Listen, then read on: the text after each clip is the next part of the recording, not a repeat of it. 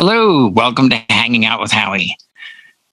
Before we get into it, I'd like to acknowledge one of our longtime sponsors, djeventplanner.com. And you can find those people and our other sponsors down below when this gets published to YouTube and everywhere else. So let's get into it. And I want to thank, I'll go left to right. Buddy, thank you for being here. And Mr. J. Brand, thank you for being here, sir. You got it. My road dog, Boston John. Road dog. Yes, did. And we have Georgiana Matt with us tonight. There we go. Always an honor to hang out with you guys. Yeah. Thanks for being here. I was going through, some of the forums that you see on the Ethernets, and I think it was one of the longest ones this week. And what happened was this DJ was doing a wedding, and it was, he's going to do the ceremony and the reception. And it was raining all day, all morning. It came time, for the ceremony, and they held out to the last minute. And they said, look, we can't do it. Just hold on a minute. The venue manager said, we're going to flip the room. So they took all the tables and the, chairs out, and, the centerpieces, plates, everything. It took them, more than a half hour, to line chairs up to do the ceremony. So the short of it is, after they did get done with the ceremony, then they had to flip the room back again during cocktail hour and, have the plates and the centerpieces back up. And as an apology to the wedding couple, the venue manager decided to give them an extra hour of time. So instead of ending at 10, they would end at 11. And this fellow's like, well, wait a minute, I'm only contracted until 10. Do I go after the couple for the extra amount of money? Do I go after the venue and say, hey, and I mean, I was just amazed at some of the responses that I saw there. I mean, for me, be like, I would just do the extra hour. I mean, I've had weddings that have ended early, and this one's like, it all comes out in the wash, so to speak. I mean, I've been traveling on the way home, and you hit traffic, lost an hour on the way home. To me, it's like, are you really going to make that big of a thing of it, and possibly get a bad review or, no tip at the end of the night? I'm just really interested. I pretty much can tell, with this crew here, where it's going to go. So I'll just go right to left. Buddy, what's your take on that? What would you do? I'm like you, Howie. I would definitely say take care of the customer. Good karma, go forward with it, wherever we want to look at it. And, it kind of bites you a little bit that, you got to spend an extra hour there. But at the end, again, you may get a great review. You may get something out of you. You're doing the right things. Mm-hmm. And not sound bad, if you have to, spend a little more time doing something, do it right. And as long as you're doing a good job and stuff like that, give them some extra time. Yeah, it's an extra hour. Yeah, you're not getting compensated for it as much as you want in your package. But the thing is that, take care of them. Just make sure the customer's taken care of, make sure the customer's happy. And, get them, next time, maybe you look a little hindsight's 20/20, but again, I'm like you, just go ahead and take care of it, knock it out. Mm-hmm. All right. Now we will go to Jay now. I know for a fact that Buddy would have refunded the entire wedding to them. So that I already know. Just because of the rain, Buddy would have done the wedding, but still refunded all of it. No, I would not have. This has happened to me. This has actually happened to me. And you know what? I'm all about karma and reviews and being a good little boy. But I have a business to run and I have a contract. And if the client doesn't want me to break the contract on my end, then the client shouldn't break it on theirs.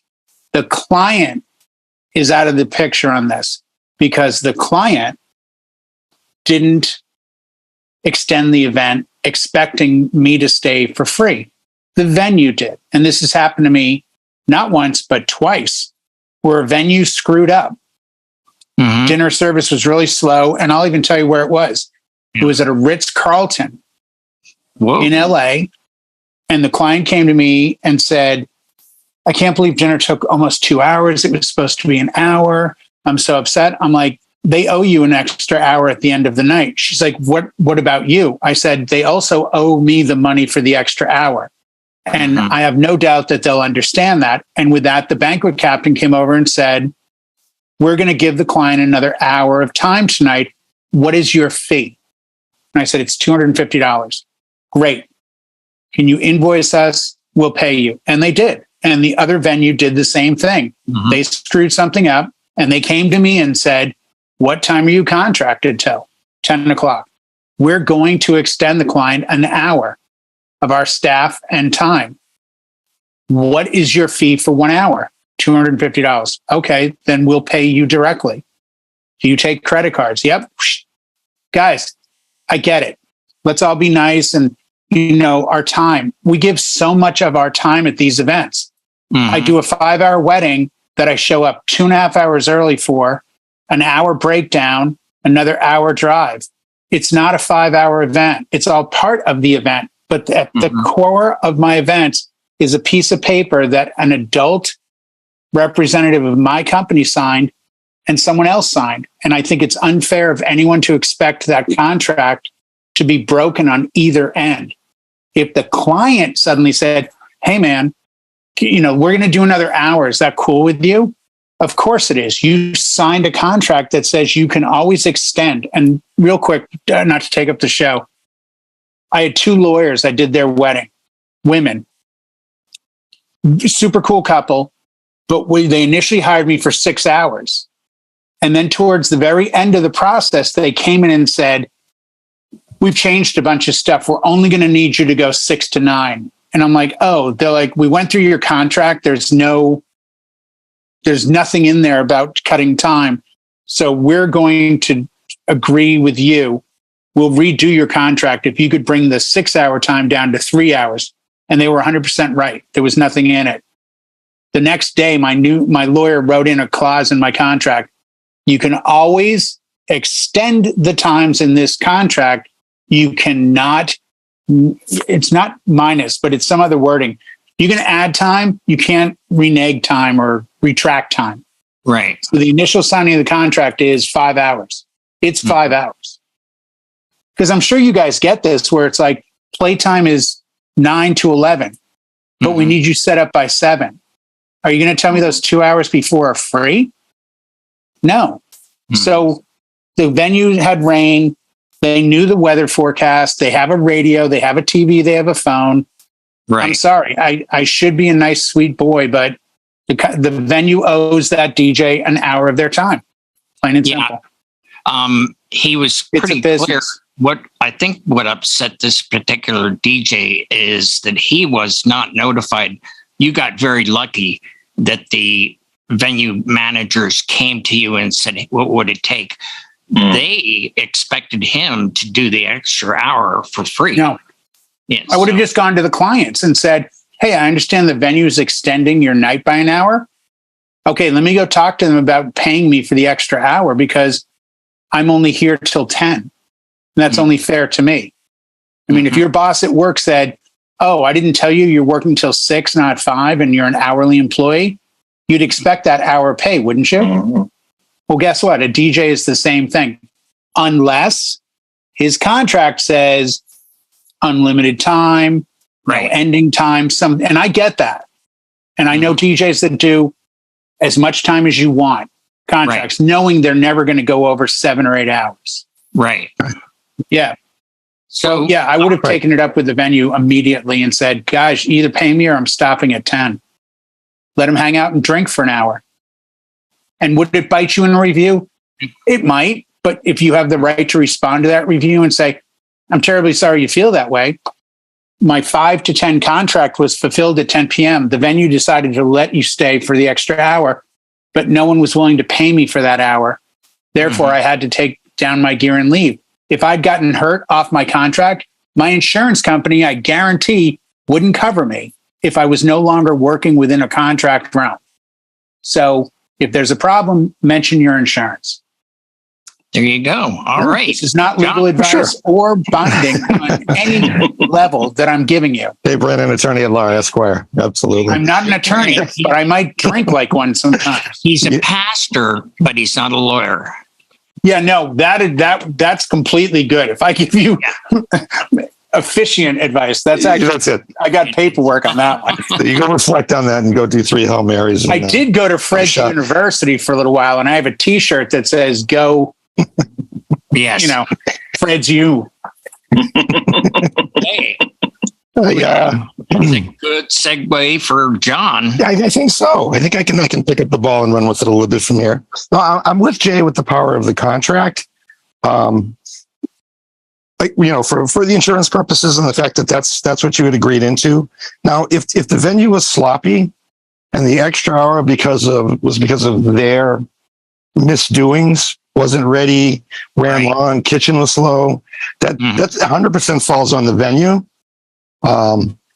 But this particular instance, just because they said it was rain and the event manager wanted to do something good for the couple, they flipped the room, they gifted them an hour. Maybe their guests don't want to stay that extra hour, even with that gift, but it made up for the delay on paper, so to speak, right? Right. So the worst case scenario, the worst thing that you would do would be to ask the couple to reimburse you for the time that you're staying that they were gifted. So it's definitely to go after the hall, or just if you're charging for the day and you say, it's built into my price, I don't have a gig at 11 o'clock tonight, you own me for the day, you're paying me for a result, not per hour, and something like that. I wouldn't press it too hard. If you could get the additional hour out of the venue, I'd be happy. I'd be happier than not getting it. But, if it was just a case of, hey, you just have to go to the end, in the end, it's going to be fading off because now you're going into 11s and midnights. It's an olive branch for something that may not even materialize. Everybody could be gone at 10:30 still.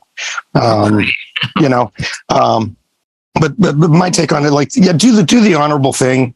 You can really hold them to the letter of the contract if you wanted to. But as you say, it was the venue trying to do something good, puts a nice spin on it for the couple. It's weather. It's something you can't control. Right. And if the venue was a little bit prepared and saw it was raining for 4 hours before the ceremony, maybe they could have flipped a different room and had something set up inside and been a little more on the ball, proactive instead of reactive. Right. But we shouldn't suffer for it. So it's either take the L, it's the win for the couple, or if the venue's willing to step up and give you the extra hour, then it's a double win. They gave it. No, I'm serious. It's the venue's gift. You should get paid by the venue. Yeah. If the gift is the extra hour of what? The bar, the room, or the party? If it's the party, then technically they're hiring you. I think we get abused and used too often on these hours. Half an hour here they were still partying. I went an extra half an hour. I'm like, why? Well, because I wanted the good review. No, you make it harder for the rest of us if you allow your services to be undervalued like that. No, be a professional. You got a contract. The contract says 10, it's 10. Get the venue to pay you. With that, we'll go to Matt. What's your take on this, Matt? I'll tell you. Seesawed on this. He will. I have seesawed on this because I started out more in that camp of, I would just do it. And I still might, but I want it to be my decision in that case. Right. But I also see where Jay's coming from with this as well. And that's as far as, okay, this venue made this call without running it by a DJ, the person who would be keeping the party going. They're keeping the lights on, but we're keeping the entertainment going.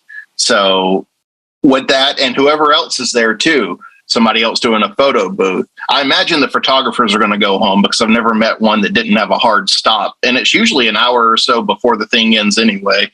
That's why fake exits are so big now, plus everybody else getting out of there. I feel like if it was the first offense, I would really, if this happened multiple times with the same venue for me, I would really want to make them think about it. Like, okay, that was nice of you to do that, just so you know that's not how I'll operate, sort of thing. I have this contract with the clients here, and you may be able to do that, but you're at risk now in doing that without running it by your vendors of having no music for this thing, no light show for this thing, no photo booth, or like no reason to really stick around unless they just want to stand on your dance floor and mingle for a while or sit around at tables. So I mean, I would want to be stern, and I probably would still do it the first time, but I wouldn't make it a repeat thing. Not at the same venue. No. Right. I think the venue dropped the ball there by not consulting the vendors and the DJ. Yeah. Because you're right. Most, in my experience, that, the photographers, they're out there by, 9 o'clock. They're 8 o'clock, 9 o'clock. Yeah, gone. And they've had a 12-hour day by that point anyway. So. Yes, they have. Yeah. Because they're taking pictures of the bride, getting her hair done, this and that. So they have a very long day, and they're not done either, because when they go home, there's all that post stuff, and then the proofs and on and on and on. At least we get to go home and say, okay, next. Yes. All right. Well, guys, we have actually fulfilled our duties for the evening, and want to thank you all for watching. And we'll be back next week. And as always, if you have a topic you would like us to cover, leave it in the comments down below.